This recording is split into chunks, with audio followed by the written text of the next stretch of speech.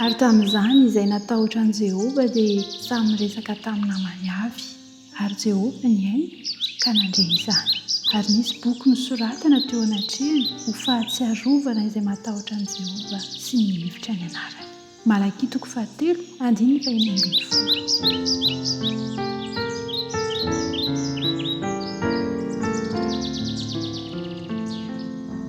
Ny Baiboly dia mampafantatra fa ny fiaraha-mivavaka dia mitondra fitahiana lehibe ho an'izay matahotra an'Andriamanitra. Ny fiaraha-mivavaka dia mitondra fitahiana lehibe ho an'izay matahotra an'Andriamanitra.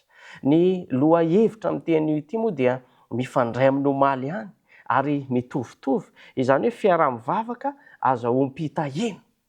Ary rehefa miresaka momba ny fitiavan'Andriamanitra isika sy mizara ny finoana dia mahazo hery isika, mahazo hery avy amin'Andriamanitra isika. Koa zava-dehibe zany ny firesana momba ny fitiavan'Andriamanitra eo amin'ny fiainantsika mba ahazoantsika hery, azahoan'ny hafa ihany koa hery avy amin'Andriamanitra. Ary mamelombelona ny ara-panahy ihany koa zany zavatra izany. Ary zao, ary vao maika mifamatotra amin'Andriamanitra isika ao anatin'izay zavatra izay, ny fijoroana ho vavolombelona dia mampitombo ny fifandraisantsika amin'Andriamanitra, mampitombo ny fitahiana izay arotsak'Andriamanitra eo amin'ny fiainantsika tsiraray avy. Ary vao maika mampifamatotra antsika ihany koa eo amin'Andriamanitra. Raha lasaina bavy malala, ny fijoroana vavolombelona ihany koa zany sy ny fanehoana ny toetra ny Kristy dia tsy vitan'ny manamafy ny finoana fotsiny, fa mahasarika ny hafa ihany koa zany zavatra izany, mahasarika ny hafa ihany koa anaraka an' Jesosy Kristy, ary tsaroan'Andriamanitra ho sarobidy ireo mpanompo azy ampatokiana.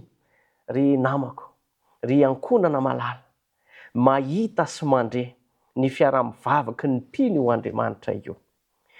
Ny fiombonana dia mitondra hery famelombelomana. Ny firesana an' Jesosy dia mampitombo ny finoana, mampitombo ny finoanao izay miresaka amin'i Jesosy, mampitombo finoan'ny hafa izay resanao mahakasika ny drafim-panavodana nataon'i Jesosy Kristy. Ary ny fijoroana vavolombelona ihany koa dia manintona ny hafa izany anaraka an'Andriamanitra, ary mampitombo ny fitiavanao an'Andriamanitra sy mampitombo ny fitiavan'Andriamanitra anao ihany koa. Tsaroan'Andriamanitra someny valisoa ny mpanompony ao anatin'izany zavatra izany. Io ilay hoe voasoratra any an-danitra ny anaranao. Noho izany, ny fiaraha-mivavaka dia loharano-tsoa lehibe izy io. Mampifandray ny fo amin'Andriamanitra ary manamafy ny finoana. Tsy very maina velively ny fanompoana an'Andriamanitra raha lasaina bavy malala, fa voatahiry sy sarobidy eo mason'Andriamanitra ireny zavatra ireny, ary azotsika valopity lehibe amin'Andriamanitra.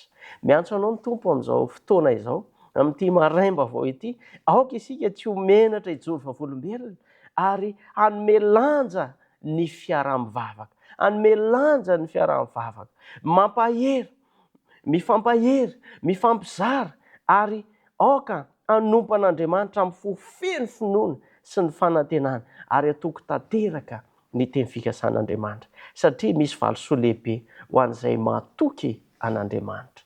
Raiso ny valisoa omanin'Andriamanitra anao sy ny ankonanao. Andeha isika hiaraka hivavaka amin'ity anio ity, koa manasanao hifantoka ao anatin'izao fiaraha-mivavaka izao. Tomponay izay ny an-danitra ao, rainay lehibe ianao, rainay tamin'ny alalan'i Jesosy Kristy, misaotra anao noho ny fitiavanao, noho ny famindramponao.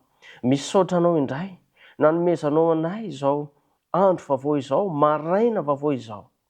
Meteza ianao, amindra fo ary amela ny elokay tsiraray avy raha ny zavatra nataonay tsy fanaraka tamin'ny sitraponao.